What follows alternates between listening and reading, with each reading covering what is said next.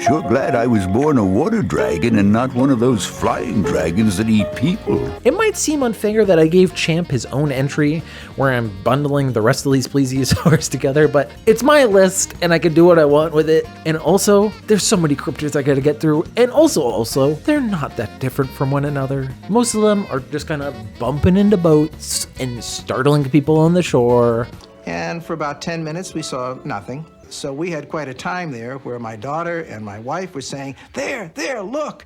And I'd say, where? I can't see anything. Which is to say that they don't really do anything. At least it's not like the Bigfoots that we covered where they're like hucking apples at people and like doing pranks and shit. From my research, water cryptids seem to fit into 3 categories: plesiosaurs, serpents, and gators/gars. But what's the difference between them? Plesiosaurs usually have a big barrel-shaped torso and a long neck. Sea serpents, on the other hand, are all neck, baby.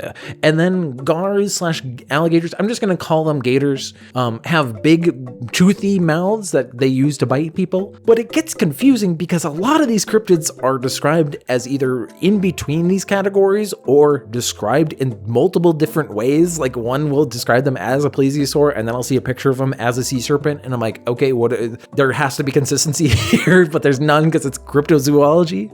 I'm trying to loosely categorize loosely defined creatures, okay? So I'm doing my best here. The plesiosaurs in particular seem to be aping off of the Loch Ness Monster's whole deal, with names like Bessie, Tessie, Chessie, and Kipsy. Also in this category is Altamaha, Colossal Clawed, and the Memphrey. They're often described as having kind of a horse or moose face, which I think is very cute. They're probably just misidentified mooses swimming. Something about these guys, I could imagine them like coming out of the water like huge and magnificent and going, "Ah, human, I shall give you one wish."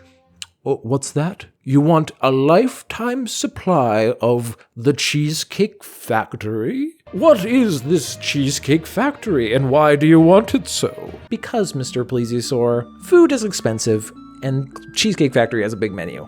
I would kiss Chessie, Bessie, Altamaha, and Colossal Clawed on the lips, and I would kiss Kipsy, Chessie, and the Memphrey on the head. Why? Just vibes.